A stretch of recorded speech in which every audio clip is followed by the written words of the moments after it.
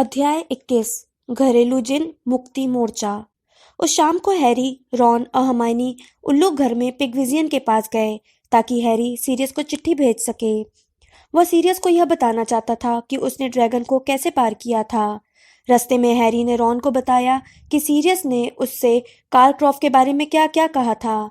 हालांकि पहले तो रॉन को यह सुनकर सदमा लगा कि कार्ल क्रॉफ्ट प्राणबख्शी है, लेकिन जब तक वे उल्लू घर पहुंचे तब तक रॉन कहने लगा कि उसे इस बारे में पहले ही शक हो जाना चाहिए था। यह अच्छी तरह से मेल खाता है ना? उसने कहा। याद है मेलफॉय ने ट्रेन में क्या कहा था? उसने कहा था उसके डैडी की कारकरॉफ से दोस्ती है। अब पता चला कि उनकी दोस्ती कहाँ हुई होगी। वे शायद वर्ल्ड कप में भी नकाब पहनकर साथ साथ ही मंडरा रहे होंगे। वैसे तुम्हें एक बात बता दूं हैरी, अगर कारक्रॉफ्ट ने तुम्हारा नाम प्याले में डाला था तो अब वह सचमुच खुद को मूर्ख मान रहा होगा, है ना? उसकी चाल कामयाब नहीं हुई, है ना? तुम्हें सिर्फ खरोंच ही लगी। इधर आओ, इसे मैं पकड़ लेता हूँ। पिगविजियन चिट्ठी पहुंचाने की बात से इतना रोमांचित हो गया था कि वो हैरी के सिर के ऊपर गोल गोल उड़ता रहा और आवाजें निकालता रहा। रॉन ने अपना हाथ बढ़ाकर पिगविजियन को पकड़ा और स्थिर रखा। तब जाकर हैरी उसके पैर में चिट्ठी बांध पाया। बाकी के काम इतने खतरनाक नहीं हो सकते, इससे खतरनाक काम भला क्या हो सकता है? रॉन ने आगे कहा, जब वो पिगविजियन को उठाकर खिड़की तक ले गया। तुम जानते हो, मुझे लगता है हैरी कि तुम यह टूर्नामेंट जीत सकते हो। मुझे सचमुच ऐसा लगता है। हैरी जानता था कि रॉन ऐसा सिर्फ इसलिए कह रहा था ताकि वह पिछले कुछ हफ्तों के अपने व्यवहार की भरपाई कर सके, लेकिन फिर भी हैरी को यह सुनकर अच्छा लगा। बहरहाल हरमाइनी उल्लू घर की दीवार से टिकी हुई थी। उसने अपने हाथ बांधकर रॉन को घूर कर देखा। उसने गंभीरता से कहा, हैरी को अभी इस टूर्नामेंट में काफी लंबा फासला तय करना है। अगर यह पहला काम था तो मुझे तो यही सोच सोच कर ही घबराहट हो रही है कि बाकी के काम कौन से होंगे। तुम बहुत आशावादी हो, है ना? रॉन ने कहा।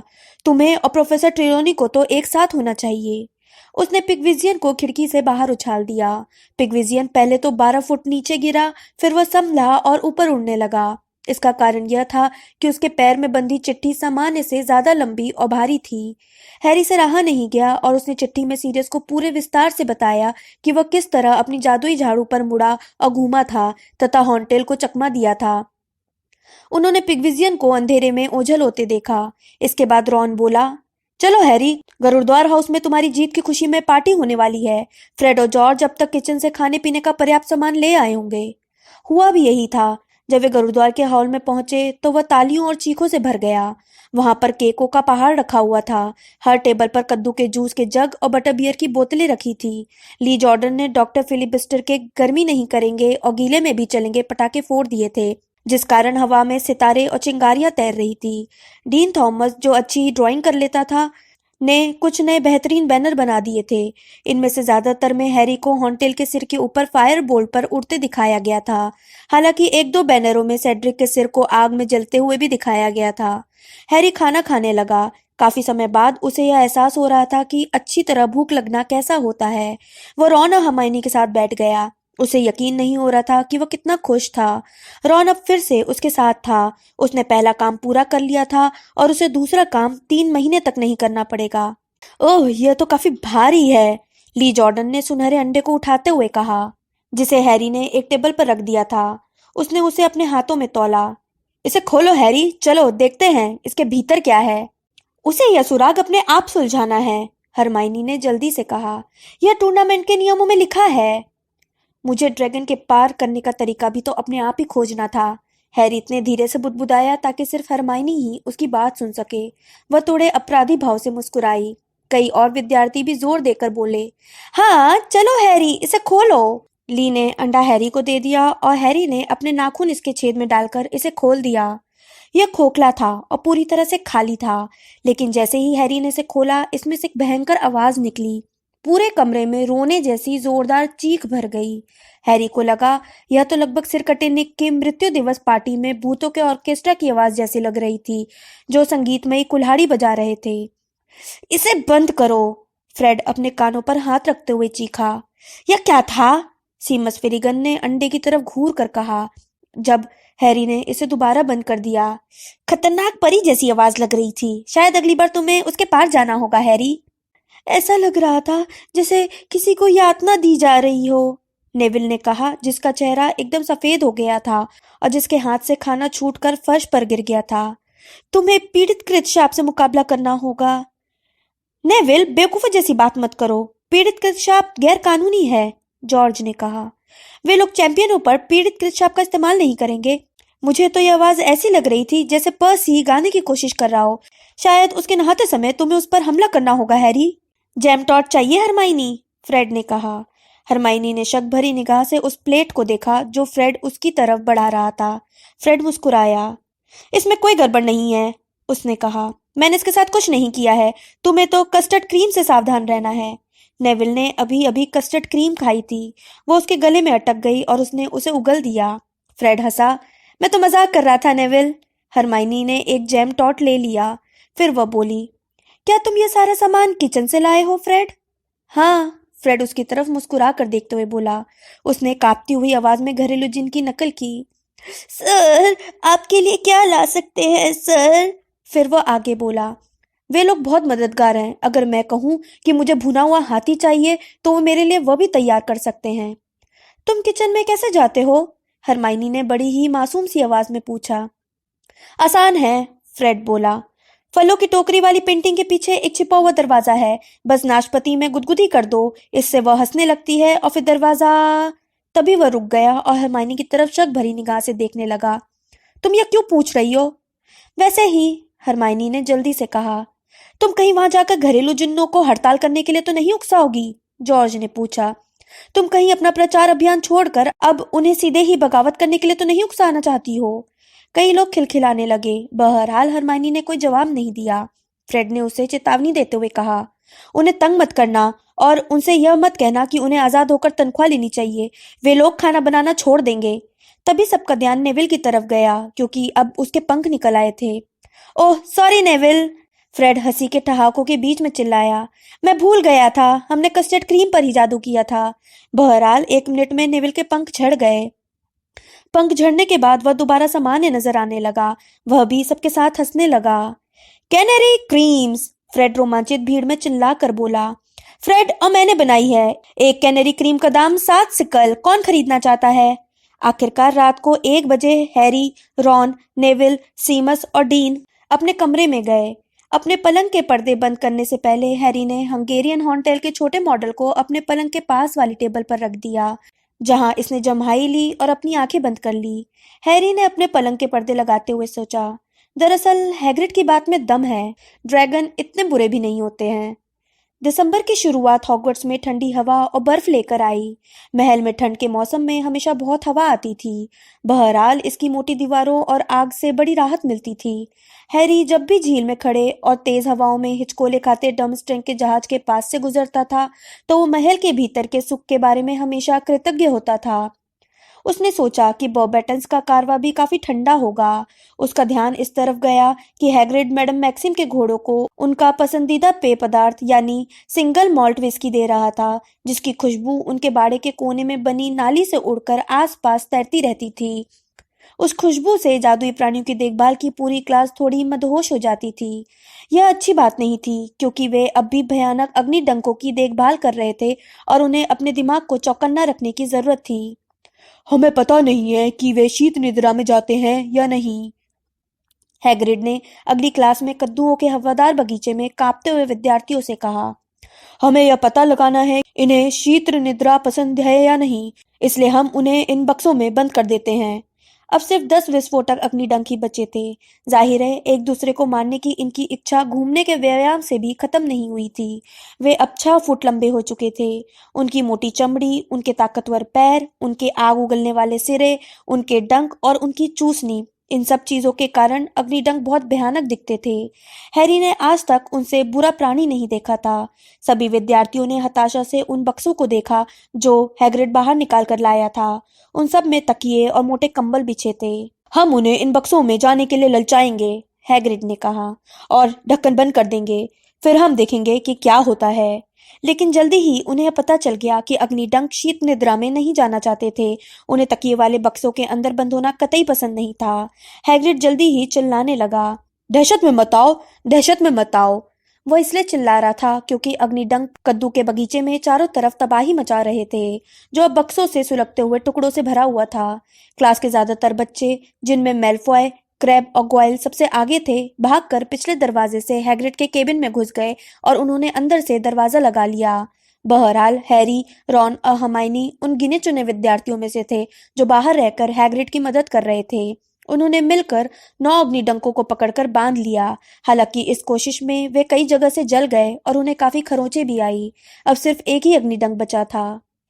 उसे मत डराओ, हैग्रिड चिल्लाया जब रॉन और हैरी ने अपनी छड़ियों से आग की चिंगारियां अग्निडंक की तरफ फेंकी, जो अपना डंक उठाकर उनकी तरफ खतरनाक तरीके से बढ़ रहा था। बस उसके डंक के ऊपर रस्सी डाल दो ताकि वो किसी और को नुकसान न पहुंचा पाए।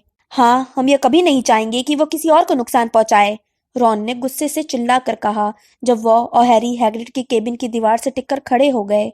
वे अब भी अपनी चिंगारियों से अग्निडंक को दूर रोके हुए थे। वाह वाह वाह, यह तो मजेदार दिखता है। रीटा स्कीटर हैग्रिड के बगीचे की फेंस पर झुककर यह तमाशा देख रही थी। वे एक मोटा लाल चोगा पहनी थी जिस पर फर की बैगनी कॉलर थी। उनका मगरमच्छ की खाल वाला हैंडबैग उनके हाथ पर झूल रहा था। हैग्रिड उस अग्निडंक पर कूद गया जो हैरी और रॉन को परेशान कर रहा था। उसने उसे दबा दिया। उसके सिरे से आग का धमाका निकला जिससे पास लगी कद्दू की बेलें झुलस गईं। तुम कौन हो? हैग्रिड ने रीटा स्कीटर से पूछा जब उसने डंक के चारों तरफ रस्सी का फंदा डालते हुए कसकर बांध दिया। रीटा स्कीटर, दैनिक जादूगर की रिपोर्टर, रीटा ने उसकी तरफ मुस्कुरा कर देखते हुए जवाब दिया। उसके सोने के दांत चमक रहे थे। डंबलडोर ने कहा था कि अब आपको हॉगवर्ट्स में आने की इजाजत नहीं है, हैग्रिड ने त्योरियां चढ़ाकर कहा जब वो अपनी डंक के ऊपर से उठा और उसे खींचकर उसके साथियों की तरफ ले जाने लगा। रीटा ने ऐसा जताया जैसे उसने हैग्रिड की बात सुनी ही ना हो। उसने अब और ज्यादा मुस्कुराते हुए पूछा, इन आकर्षक प्राणियों का नाम क्या है? विस्फोटक अग्निडंक, हैग्रिड बोला। अच्छा, रीटा ने कहा जो बहुत दिलचस्पी लेने का नाटक कर रही थी। मैंने उनके बारे में कभी नहीं सुना। वे कहाँ से आए हैं? हैरी ने देखा कि हैग्रिड की काली दाढ़ी के नीचे उसका चेहरा लाल हो गया था। हैरी घबरा गया। हैग्रिड इन अग्निडंकों को कहाँ से लाया था?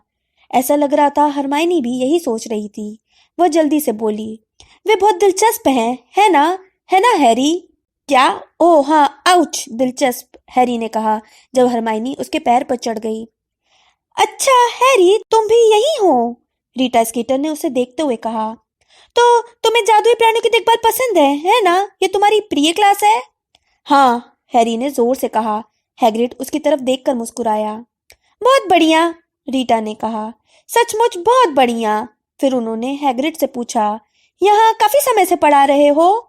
हैरी ने देखा कि रीटा की आंखें डीन, जिसके एक गाल पर चौड़ा घाव हो गया था, लेवेंडर, जिसके दुशाले बुरी तरह जल गए थे, सीमस, जो अपनी जली हुई उंगलियों को सहला रहा था, से होती हुई केबिन की खिड़कियों पर गई जहां क्लास के ज्यादातर विद्यार्थी कांच से नाक सटा कर खड़े थे और मैदान साफ होने का इंतजार कर रहे थे। यह हमारा दूसरा साल है, हैग्रिड बोला। बहुत बढ़िया। मुझे लगता है कि मुझे तुम्हारा इंटरव्यू लेना चाहिए। जादुई प्राणियों के अपने अनुभव बताना चाहोगे? जैसा कि तुम्हें मालूम ही होगा, दैनिक जादूगर में हर बुधवार को जादुई प्राणियों पर एक कॉलम छपता है। हम उसमें विस्फोटक अग्निपंख के बारे में कुछ छाप सकते हैं। विस्फोटक अग्निडंक, हैग्रिड ने उत्सुकता से कहा। और हाँ हाँ, क्यों नहीं? यह सुनकर हैरी को बहुत बुरा आभास होने लगा, लेकिन वह हैग्रिड तक अपनी बात नहीं पहुंचा सकता था क्योंकि रीटा स्कीटर उसे इशारा करते हुए देख लेती। इसलिए वह खामोशी से खड़ा खड़ा देखता रहा जब हैग्रिड और रीटा स्कीटर ने एक लंबे इंटरव्यू के लिए उस सप्ताह थ्री ब्रूम स्टिक में मुलाकात तय की। फिर महल में घंटी बज गई जो इस बात का संकेत थी कि क्लास खत्म हो गई है। अच्छा, good bye Harry, Rita Skeeter ने उससे खुशी से कहा जब वह रॉन और हर्माइनी के साथ वहां से चल दिया। हैग्रिड, शुक्रवार की रात को मिलते हैं, हैरी ने धीरे से कहा। वे उसकी कही हर बात को तोड़ मरोड़ कर छापेंगी। जब तक कि वह अग्निडंकों को गैर कानूनी ढंग से यहाँ न लाया हो तब तक कोई दिक्कत नहीं है, हरमाइनी ने हताशा में कहा। उन्होंने एक दूसरे की तरफ निराशा से देखा क्योंकि हैग्रिड इस तरह की हरकत जरूर कर सकता था। हैग्रिड पहले ही कई मुश्किलों में फंस चुका है, लेकिन डंबलडोर ने उसे कभी नहीं निकाला। रॉन ने दिलासा देते हुए कहा, बुरे से बुरा यह हो सकता है कि हैग्रिड को अग्निडंकों से पीछा छुड़ाना पड़ेगा। सॉरी, क्या मैंने यह कहा बुरे से बुरा? मेरा मतलब है अच्छे से अच्छा यही हो सकता है। हैरी और हर्माइनी हंसे और थोड़ा ज्यादा खुश होकर लंच करने लगे। हैरी ने उस दोपहर को ज्योतिष की 2 क्लासों का पूरा आनंद लिया। वे अब भी सितारों का चार्ट बना रहे थे और भविष्यवाणियां पढ़ रहे थे, लेकिन अब उसकी रॉन से एक बार फिर दोस्ती हो गई थी, इसलिए अब उसे हर चीज मजेदार लगने लगी थी। जब हैरी और रॉन अपनी भयंकर मौतों की भविष्यवाणियां कर रहे थे, तो प्रोफेसर ट्रिलोनी उन दोनों से बहुत खुश हुई थी। बहरहाल जब वे क्लास में यह बता रही थी कि प्लूटो दैनिक जीवन में किस तरह की मुश्किलें पैदा कर सकता है, तो वे दोनों खीखी करने लगे। इससे प्रोफेसर ट्रिलोनी बुरी तरह चिढ़ गईं। उन्होंने रहस्यमय ढंग से फुसफुसाते हुए कहा, जिनमें उनकी चिढ़ साफ झलक रही थी, मुझे लगता है हम में से कुछ लोग, उन्होंने हैरी को अर्थपूर्ण अंदाज में देखते हुए कहा, थोड़े ज्यादा गंभीर होते अगर वे देख लेते जो मैंने कल रात को भाग्य दर्पण में देखा था।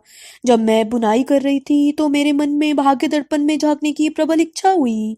मैं जाकर उसके सामने बैठी और उसमें देखने लगी, और तुम जानते हो मुझे क्या दिखा? एक बदसूरत चमगादड़ जो बड़ा चश्मा लगाए था, रॉन धीरे से बुदबुदाया। हैरी को अपनी हंसी रोकने के लिए काफी कोशिश करनी पड़ी। मौत मेरे प्यारे बच्चों, मौत! पार्वती और लेवेंडर ने दहशत में अपने मुंह पर हाथ रख लिए। हाँ, प्रोफेसर ट्रिलोनी ने सिर हिलाते हुए कहा। वह करीब आ रही थी, बहुत करीब आ रही थी। वह एक गिद्ध की तरह आसमान में मंडरा रही थी, महल के ऊपर मंडरा रही थी और नीचे आती जा रही थी। उन्होंने हैरी की तरफ घूरा, जिसने जोर से जमाई ली और उसे छुपाने की कोई कोशिश भी नहीं की। जब वे आखिरकार सीढ़ियां चढ़कर प्रोफेसर ट्रिलोनी के कमरे में ताजी हवा में आ गए, तो हैरी बोला, इस बात का थोड़ा असर जरूर होता अगर उन्होंने यह बात 80 बार पहले नहीं बोली होती। अगर उनकी मौत की हर भविष्यवाणी पर मैं मर जाता तो मैं दुनिया का सबसे बड़ा अजूबा होता। तुम 80 बार मर चुके एक अद्भुत भूत होते, रॉन ने खिलखिलाते हुए कहा, जब वे खूनी नवाब के पास से गुजरे, जो दूसरी तरफ जा रहा था और अपनी दुष्ट आंखों से उन्हें घूर रहा था। कम से कम हमें होमवर्क तो नहीं मिला। काश प्रोफेसर विक्टर हरमाइनी को ढेर सारा होमवर्क दे दे। जब हमें होमवर्क नहीं करना होता है तो उसे होमवर्क करते देखना बड़ा मजेदार होता है। जब वे बाद में उसकी तलाश करने गए तो हरमाइनी डिनर की टेबल पर नहीं थी और वह लाइब्रेरी में भी नहीं थी। वहां पर सिर्फ एक ही व्यक्ति था और वह था विक्टर क्रम।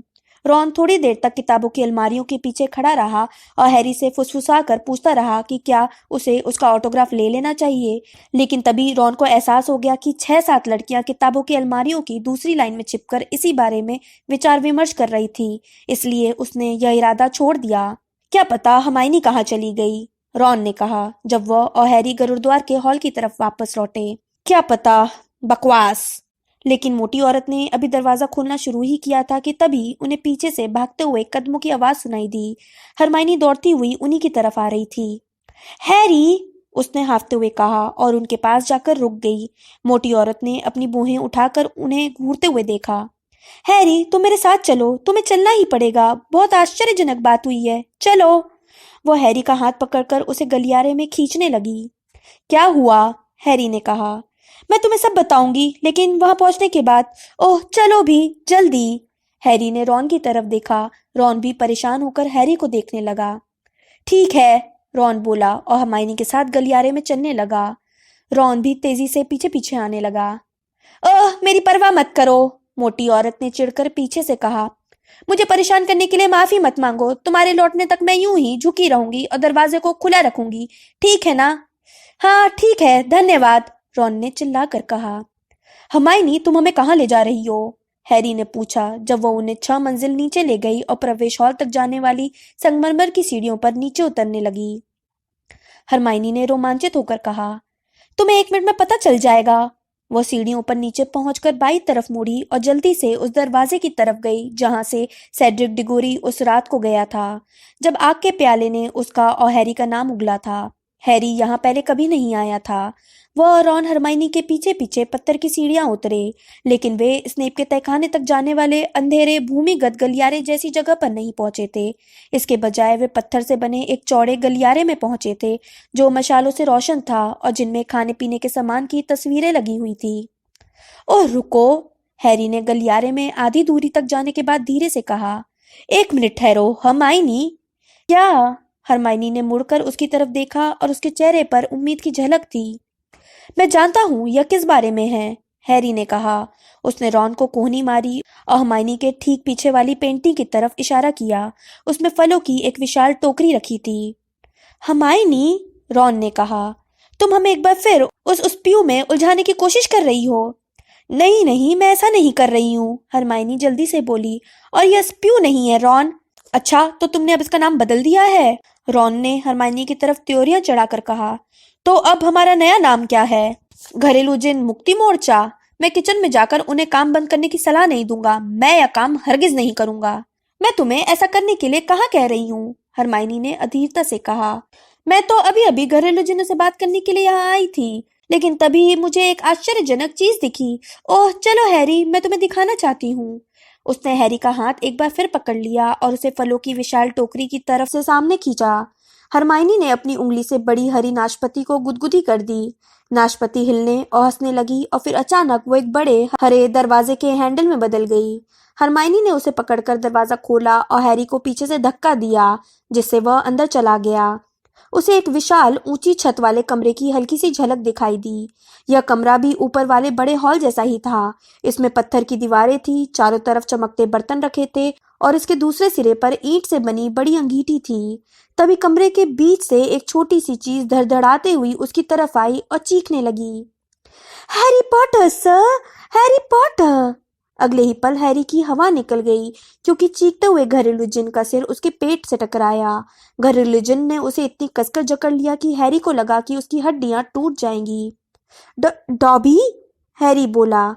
यह डॉबी ही है सर, डॉबी ही है। हैरी को अपने नाभि के पास से किसी के बोलने की आवाज आई।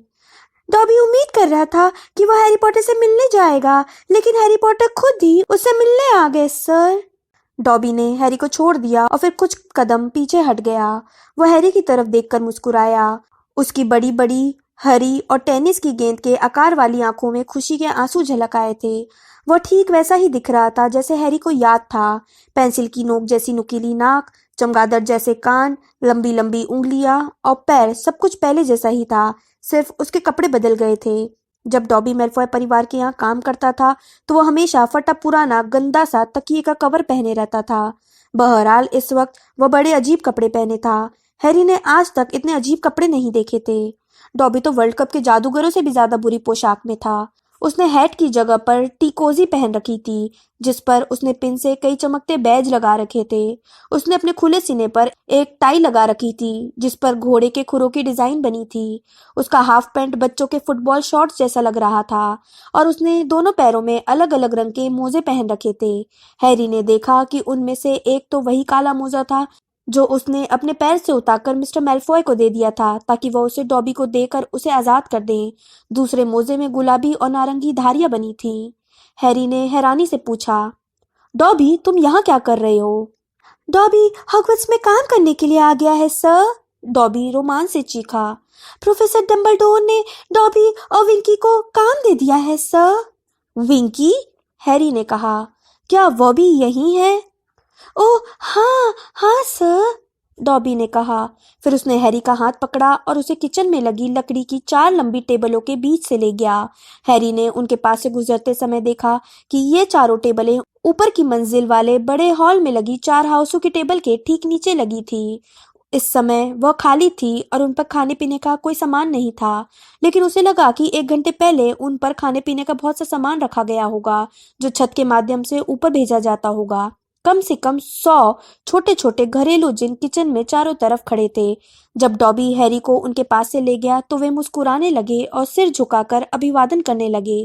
वे सभी एक जैसी यूनिफॉर्म पहने थे, टी टॉवेल जिस पर हॉगवर्ट्स की मोहर लगी थी। यह टी टॉवेल किसी चोगे की तरह बंधा हुआ था, जैसा विंकी का था। डॉबी ने ईंट की अंगीठी के सामने रुककर इशारा किया। उसने कहा, विंकी सर। विंकी आग के पास एक स्टूल पर बैठी थी। साफ दिख रहा था कि उसे डॉबी की तरह कपड़ों का शौक नहीं था। वो एक साफ छोटी स्कर्ट और ब्लाउज पहने हुई थी। उसने ब्लाउज से मैच करता एक नीला हैट भी पहन रखा था, जिसमें उसके लंबे कान के लिए छेद बने हुए थे। हालांकि डॉबी के कपड़े अजीब होने के बावजूद साफ सुथरे थे और डॉबी उनका इतना अच्छी तरह से ख्याल रख रहा था कि वे नए जैसे लगते थे। लेकिन विंकी अपने कपड़ों का जरा भी ध्यान नहीं रख रही थी। उसके ब्लाउज पर चारों तरफ सूप के दाग लगे हुए थे और उसकी स्कर्ट पर 1-2 जगह जलने के निशान भी थे। हेलो विंकी, हैरी ने कहा। विंकी का होंठ थरथराने लगा। फिर वह फूट फूट कर रोने लगी। उसकी बड़ी बड़ी भूरी आंखों से आंसू टपकने लगे और उसके कपड़ों के अगले हिस्से को भिगोने लगे, जैसा वर्ल्ड कप में हुआ था।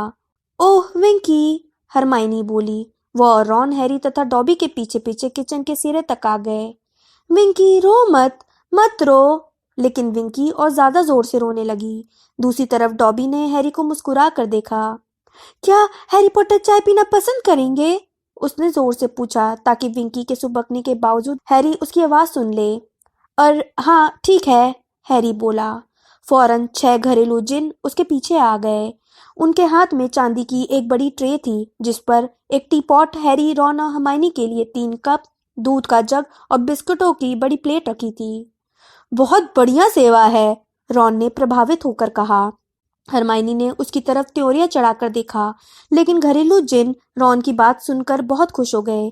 उन्होंने बहुत नीचे तक सिर झुकाकर अभिवादन किया और पीछे हट गए। जब डॉबी सबको चाय दे रहा था तो हैरी ने पूछा, तुम यहाँ कब से हो डॉबी? अभी 1 सप्ताह हुआ है, हैरी पॉटर सर, डॉबी ने खुशी खुशी कहा। डॉबी प्रोफेसर डम्बलडोर से मिलने आया था सर, लेकिन देखिए सर, जिस घरेलू जिन को उसके मालिक ने नौकरी से निकाल दिया हो, उसे नई जगह पर काम मिलने में बहुत मुश्किल आती है सर, बहुत ज्यादा मुश्किल आती है। इस पर विंकी और जोर जोर से सुपकने लगी। पिचके हुए टमाटर जैसी उसकी नाक अब उसके कपड़ों के सामने वाले हिस्से को गंदा कर रही थी, लेकिन वह उसे रोकने की कोई कोशिश नहीं कर रही थी। डॉबी नई नौकरी की तलाश में पूरे 2 साल तक देश भर में इधर उधर भटकता रहा सर, डॉबी ने चिल्ला कर कहा। लेकिन डॉबी को काम नहीं मिला सर, क्योंकि डॉबी अब तनख्वाह चाहता है। किचन में चारों तरफ खड़े घरेलू जिन, जो अब तक सारी बातों को दिलचस्पी से देख और सुन रहे थे, इन शब्दों को सुनकर दूसरी तरफ देखने लगे, जैसे डॉबी ने कोई अशिष्ट और शर्मनाक बात कह दी हो। बहरहाल हरमाइनी बोली, यह तो अच्छी बात है डॉबी। धन्यवाद मिस, डॉबी उसकी तरफ देखकर दांत दिखाते हुए बोला। लेकिन ज्यादातर जादूगर तनख्वाह मांगने वाले घरेलू जिन को पसंद नहीं करते हैं, उन्होंने डॉबी से कहा। ऐसे घरेलू जिन का क्या फायदा? और फिर उन्होंने डॉबी को दुत्कार कर दरवाजा बंद कर दिया। डॉबी को काम पसंद है, लेकिन वह कपड़े पहनना चाहता है और वह तनख्वाह चाहता है। हैरी पॉटर, डॉबी आजाद रहना चाहता है। हॉगवर्ट्स के घरेलू जिन अब डॉबी से धीरे धीरे दूर हटने लगे थे, जैसे उसे कोई संक्रामक रोग हो। बहरहाल विंकी जहां थी वहीं रही, लेकिन यह सुनकर उसके रोने की आवाज निश्चित रूप से ज्यादा तेज हो गई। डॉबी ने खुश होकर कहा, हैरी पॉटर, इसके बाद डॉबी विंकी से मिलने गया और उसे पता चला कि वह भी आजाद हो गई है सर। यह सुनकर विंकी ने अपने स्टूल से छलांग लगा दी और मुंह छिपाकर पत्थर के फर्श पर लेट गई। वो फर्श पर मुक्के मारने लगी और दुखी होकर चीखने लगी। हरमाइनी जल्दी से उसके पास जाकर घुटनों के बल बैठ गई और उसने उसे तसल्ली देने की कोशिश की, लेकिन उसकी बातों से विंकी को कोई फर्क नहीं पड़ा। डॉबी आगे भी अपनी कहानी सुनाता रहा और विंकी के सुबकने की आवाज से ज्यादा तीखी आवाज में चिल्लाकर बोलता रहा। और फिर डॉबी के दिमाग में एक विचार आया, हैरी पॉटर सर। डॉबी ने सोचा, क्यों ना डॉबी और विंकी एक साथ काम करें।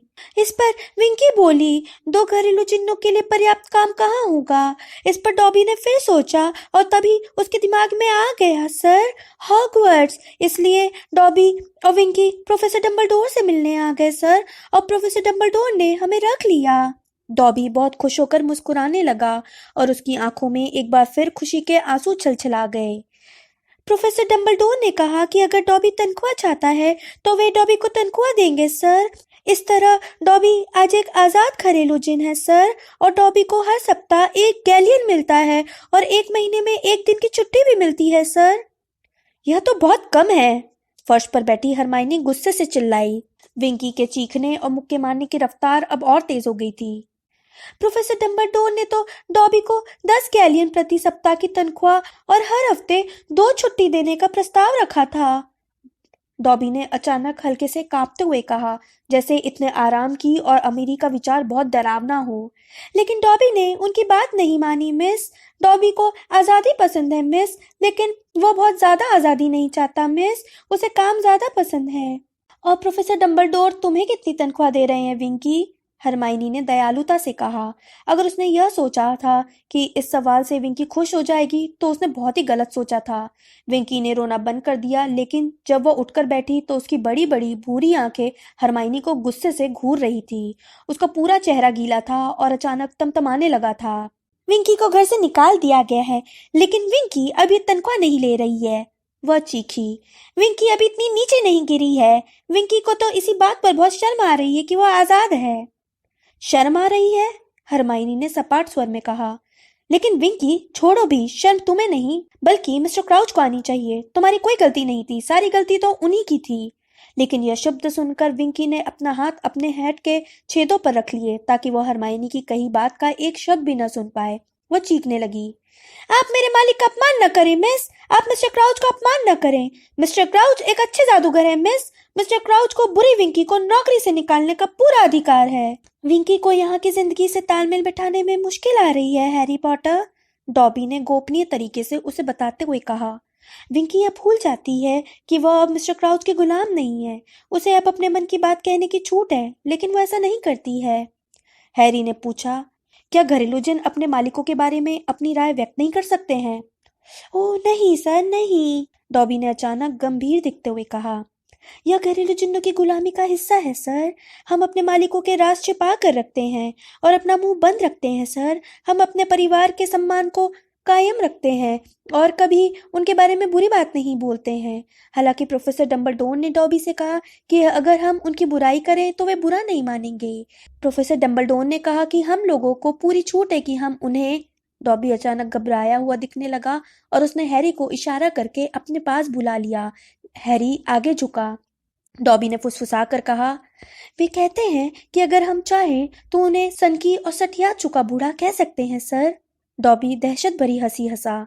लेकिन डॉबी ऐसा नहीं करना चाहता है हैरी पॉटर, उसने दोबारा सामान्य ढंग से बोलते हुए कहा और अपना सिर हिलाया जिससे उसके कान फड़फड़ाने लगे। डॉबी डंबलडोर को बहुत पसंद करता है सर, और उसे उनके राज छिपाने में गर्व का एहसास होता है। लेकिन तुम अब मेल्फॉय परिवार के बारे में जो चाहो वह बोल सकते हो, है ना? हैरी ने मुस्कुराते हुए पूछा। डॉबी की बड़ी बड़ी आंखों में हल्का सा डर झलकने लगा।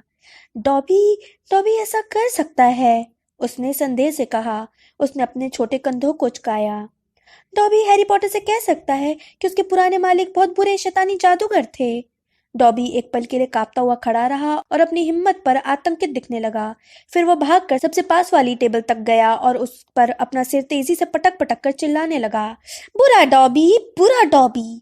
हैरी ने डॉबी की टाई का पिछला हिस्सा पकड़कर उसे खींचा और उसे टेबल से दूर ले आया। धन्यवाद हैरी पॉटर, धन्यवाद, डॉबी ने हाँफते हुए कहा और अपना सिर मलने लगा। तुम्हारी आदत अब भी नहीं छूटी, हैरी बोला। आदत? विंकी गुस्से से चीखी। तुम्हें खुद पर शर्म आनी चाहिए डॉबी, जो अपने मालिकों के बारे में ऐसी बात कर रहे हो। वे अब मेरे मालिक नहीं हैं विंकी, डॉबी ने उसकी बात काटते हुए कहा। डॉबी को परवाह नहीं है कि अब वे क्या सोचेंगे। ओह, तुम बहुत ही बुरे घरेलू जिन हो डॉबी, विंकी ने दुख भरी आवाज में कहा और उसके चेहरे पर आंसू एक बार फिर बहने लगे। बेचारे मिस्टर क्राउच, वे विंकी के बिना जाने किस हाल में होंगे। उन्हें मेरी जरूरत है, उन्हें मेरी मदद की जरूरत है। मैंने जिंदगी भर क्राउच परिवार की सेवा की है और उससे पहले मेरी माँ ने की थी और उससे पहले मेरी नानी ने भी यही किया था। ओह, अगर उन्हें पता चल जाए कि विंकी को आजाद कर दिया गया है तो वे क्या कहेंगी। ओह, कितनी शर्मनाक बात है, कितनी शर्मनाक बात है। उसने अपना चेहरा दोबारा अपने स्कर्ट में छिपा लिया और फिर तेजी से रोने लगी। विंकी, हरमाइनी ने दृढ़ता से कहा, मुझे पूरा यकीन है कि मिस्टर क्राउच का काम तुम्हारे बिना बहुत अच्छी तरह से चल रहा है। तुम्हें पता है, हमने उन्हें देखा है। आपने मेरे मालिक को देखा है? विंकी ने अपनी आंसुओं से सना चेहरा अपनी स्कर्ट से दूर करते हुए और हरमाइनी की तरफ देखते हुए कहा। आपने उन्हें यहाँ हॉगवर्ट्स में देखा है? हाँ, विंकी बोली। वे और मिस्टर लूडो बैगमैन जादूगरी के त्रिकोणीय टूर्नामेंट में निर्णायक हैं। मिस्टर बैगमैन भी यहाँ आए थे? विंकी चीखी और हैरी को यह देखकर बहुत हैरानी हुई। रॉन और हर्माइनी के चेहरे पर भी हैरानी के भाव साफ नजर आ रहे थे कि विंकी नाराज दिखने लगी थी। मिस्टर बैगमैन बुरे जादूगर हैं, बहुत बुरे जादूगर। मेरे मालिक उन्हें पसंद नहीं करते हैं। ओह नहीं, बिल्कुल भी पसंद नहीं करते हैं। बैगमैन बुरे जादूगर हैं? हैरी ने कहा। ओह हाँ, विंकी अपना सिर तेजी से हिलाते हुए कह रही थी। मेरे मालिक ने विंकी को कुछ बातें बताई हैं, लेकिन विंकी वे बातें किसी को नहीं बताएगी। विंकी विंकी अपने मालिक के राज को राज ही रखेगी। एक बार फिर वह आंसुओं में डूब गई। उन्हें स्कर्ट के नीचे से उसके सुबकने की आवाज सुनाई दे रही थी। बेचारे मालिक, बेचारे मालिक, अब उनकी मदद के लिए विंकी भी नहीं है। इसके बाद वे विंकी से एक भी समझदारी भरा शब्द नहीं बुलवा पाए। उन्होंने उसे रोता हुआ छोड़ दिया और अपनी चाय खत्म की। इस दौरान डॉबी खुशी खुशी उन्हें अपनी आज़ाद जिंदगी और अपनी तनख्वाह को खर्च करने की योजनाओं के बारे में बताता रहा। डॉबी एक स्वेटर खरीदने वाला है हैरी पॉटर, उसने खुशी से अपने खुले सीने की तरफ इशारा करते हुए कहा। मैं तुमसे एक बात कहूं डॉबी, रॉन बोला, जो अचानक उसे बहुत पसंद करने लगा था। मैं तुम्हें वह स्वेटर दे दूंगा जो मेरी मम्मी क्रिसमस पर मेरे लिए भेजेंगी। वे मुझे हमेशा एक स्वेटर भेजती हैं। तुम्हें मैरून रंग के स्वेटर से कोई दिक्कत तो नहीं है? डॉबी बहुत खुश हो गया। हम उसे थोड़ा छोटा कर सकते हैं ताकि वह तुम्हारे नाप का हो जाए, रॉन ने उससे कहा।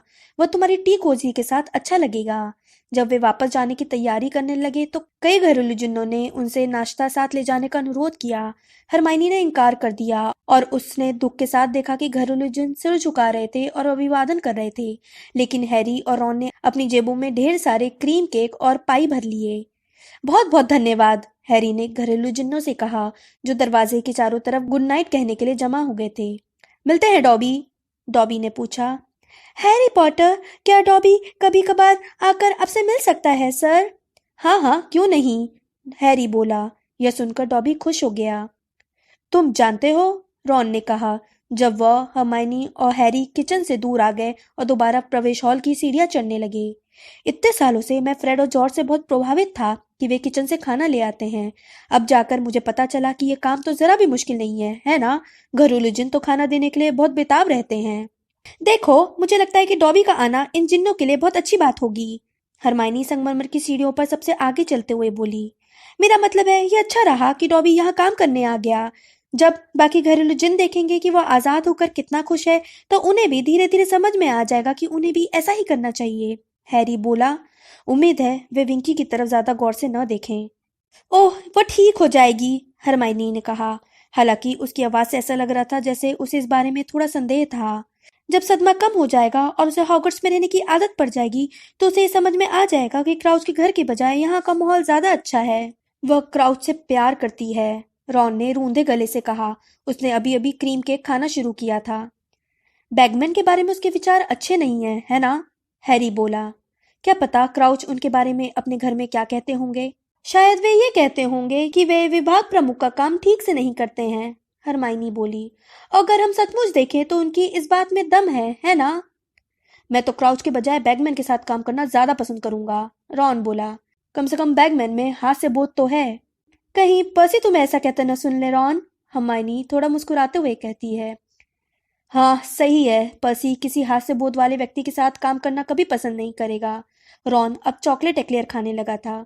पर्सी को तो मजाक समझ में ही नहीं आएगा, भले ही वह उसके सामने नंगा नाच रहा हो और उसने सिर्फ डॉबी की टिकोजी पहन रखी हो।